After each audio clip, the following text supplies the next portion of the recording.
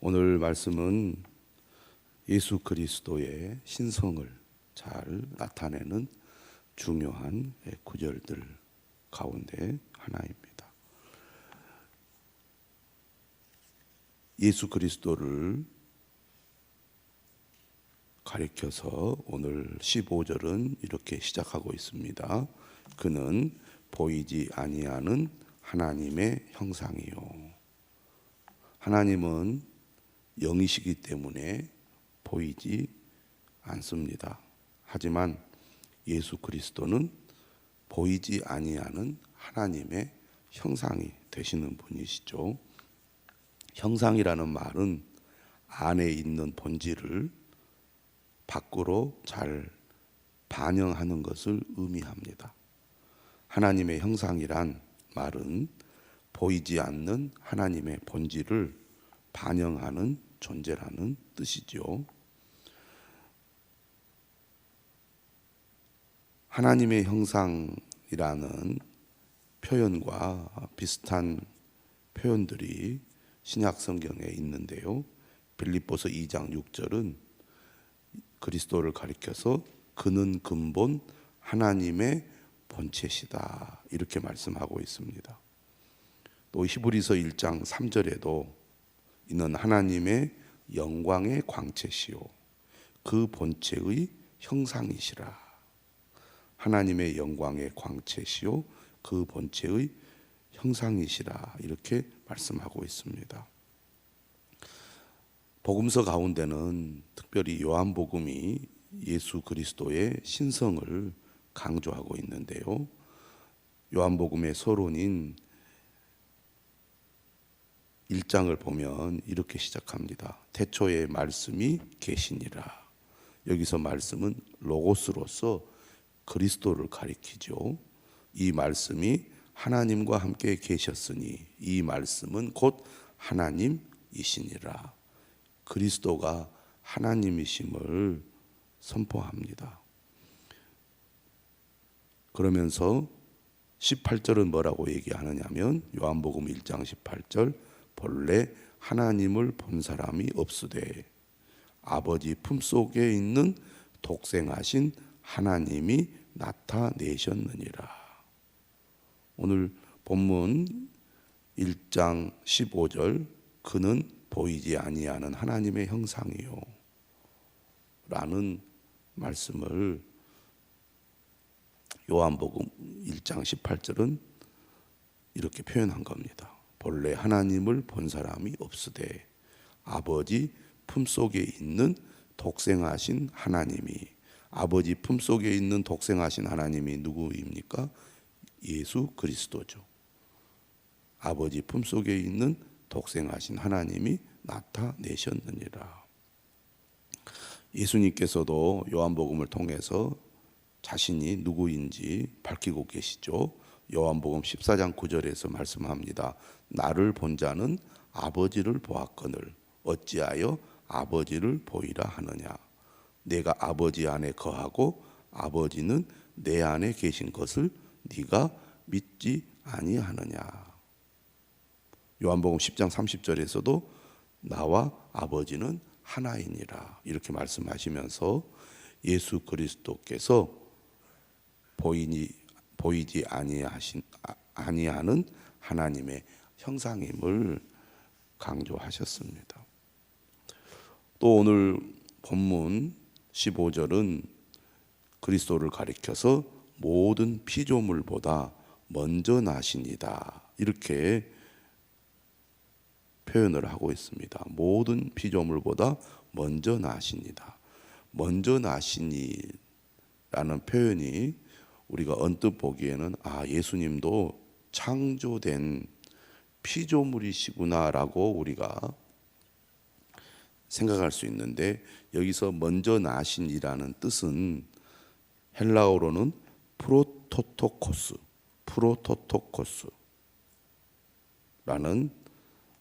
단어인데요. 어떤 과정을 시작한 자로서 권위자라는 뜻을 가지고 있습니다. 권위자. 그러니까 단순히 피조물보다 먼저 존재한 자의 의미를 넘어서는 개념입니다. 창조 과정의 시작자이면서 만물에 대한 권위자요 통치자라는 뜻을 가지고 있다는 것입니다. 그러므로 모든 피조물보다 먼저 나신이다라는 말은 하나님의 본질을 반영하는 하나님의 형상으로서 만물보다 먼저 존재한 창조주이자 통치자이자 모든 관계의 주인이시다라는 의미인데요. 그 다음 16절 이하의 표현이 그걸 잘 나타내는 거죠. 모든 피조물보다 먼저 나신 이로서 만물이 그에게서 창조되되, 다시 말하면 그리스도는 창조주가 되신다는 겁니다. 하나님께서 세상을 창조하실 때 그리스도도 하나님의 창조에 함께 하셨다는 얘기입니다. 하늘과 땅에서 보이는 것들과 보이지 않는 것들과 혹은 왕권들이나 주권들이나 통치자들이나 권세들이나 만물이 다 그로 말미암고 창조의 통로로서 그리스도가 참여했다는 얘기죠. 뿐만 아니라 16절 끝은 뭐라고 얘기하느냐면 그를 위하여 창조되었고, 창조의 목적에 대해서도 예수 그리스도를 말하고 있습니다. 그리고 17절은 뭐라고 얘기하느냐면 그가 만물보다 먼저 계시고, 15절의 말씀을 반복하죠. 만물이 그 안에 함께 섰느니라. 이 말은 무슨 말이냐면 예수 그리스도께서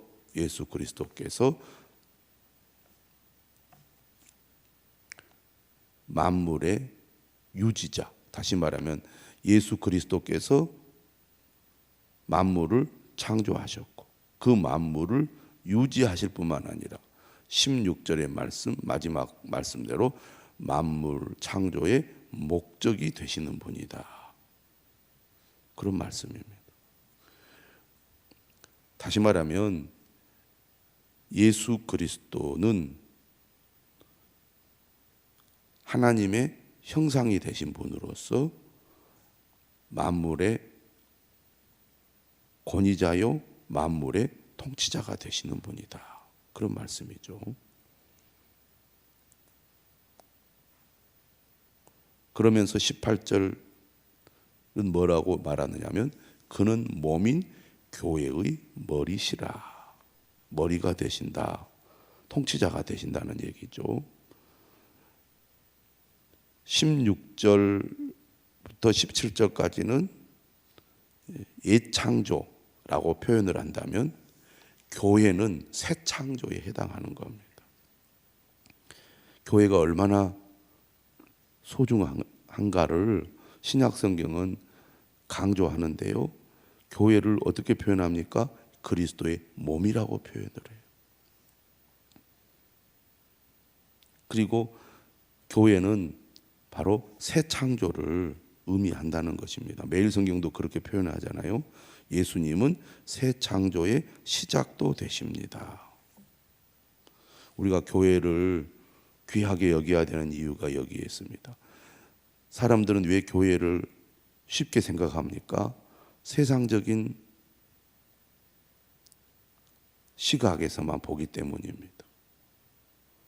교회의 규모나 교회에 속한 사람들만 보는 거예요. 만약에 우리가 뒤집어 놓고 교회의 규모가 크다고 생각을 해보세요. 교회 안에 구성원들이 사회적으로 최고의 위치에 있는 사람들, 이 세상에서 가장 재력이나 권력이나 명예나 모든 것이 최고인 사람들이 모인다고 생각을 해보세요. 사람들은 다 그 교회를 두려워할 것입니다.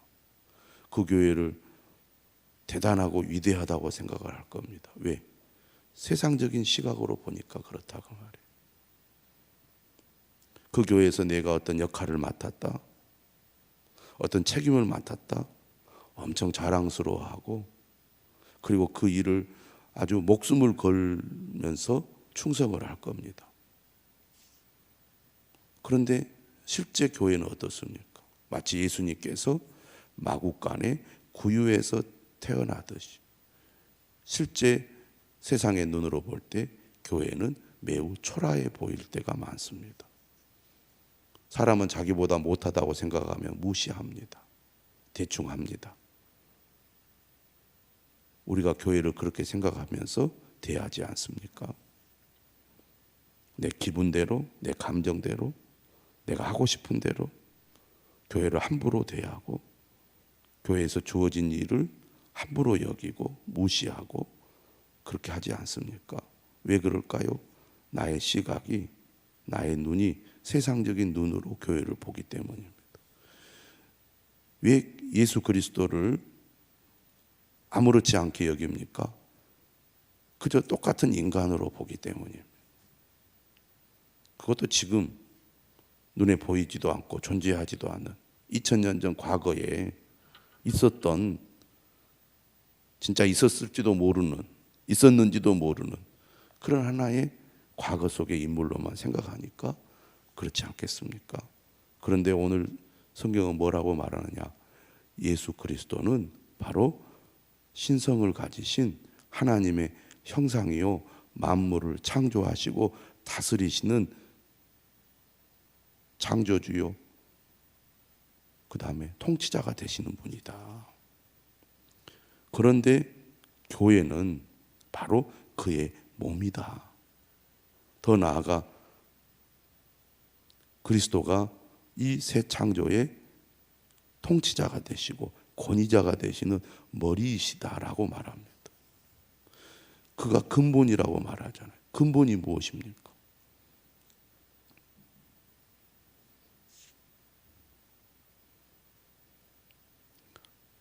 모든 것의 시작이자 권위를 가지고 계신 분이라는 것이죠. 그가 뿌리가 되시는 분입니다. 우리는 이처럼 두려운 마음으로 그리스도를 바라봐야 하고 두려운 마음으로 교회를 바라봐야 합니다.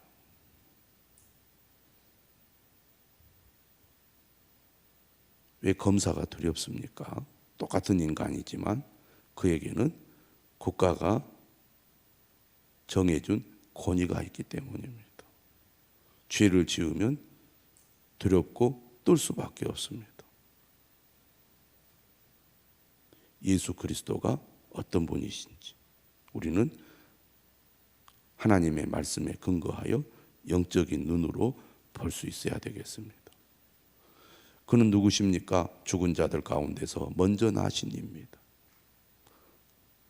여기서 죽은 자들 가운데서 먼저 나신이라는 말은 무슨 뜻입니까? 죽음을 이기신 첫 부활의 존재로서 새 생명을 담은 새 창조를 시작하는 자요, 권위자라는 말입니다.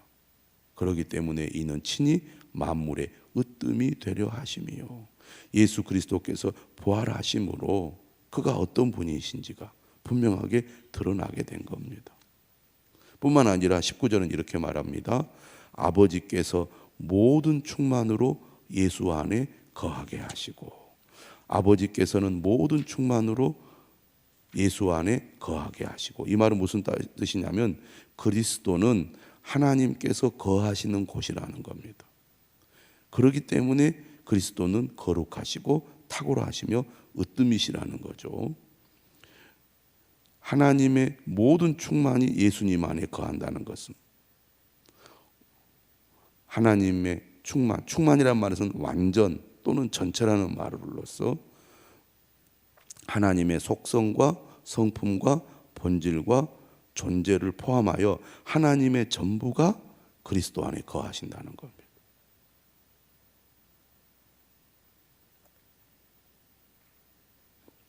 20절이죠. 그의 십자가의 피로, 그는 그리스도를 가리켜줘.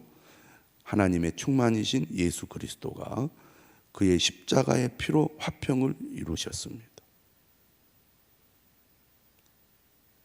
화평을 이루었다는 것은 관계를 회복했다는 것을 의미하죠. 그리스도께서 만물의 창조자이며 유지자이시면서 그 창조의 목적이 되시는 분이시지 않습니까? 그의 십자가의 죽음은 만물을 위해 화해를 제공하는 역할을 했다는 얘기입니다. 그의 십자가의 피로 화평을 이루사 만물 곧 땅에 있는 것들이나 하늘에 있는 것들이 그로 말미암아 자기와 화목하게 되기를 기뻐하심이라.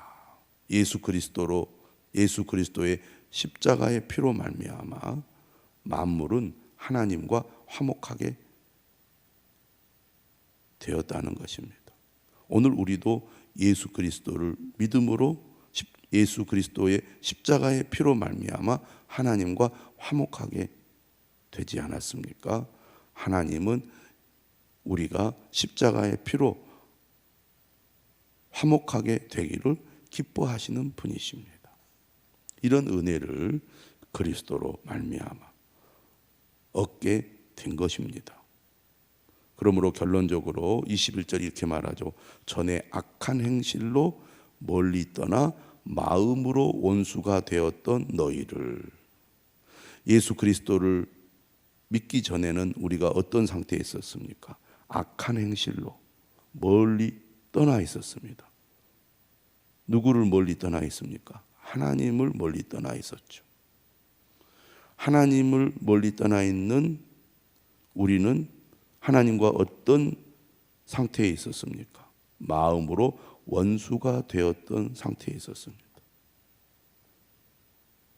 하나님과 원수 관계에 있으니 무슨 소망이 있겠습니까?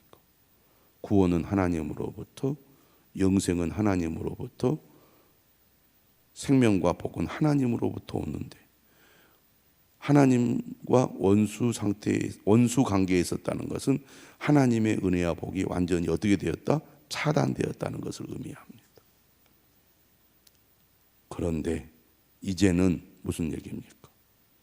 예수 그리스도를 믿은 후죠. 이처럼 우리가 예수 그리스도로 말미암아 그 이전과 그 이후가 완전히 달라지게 된 겁니다.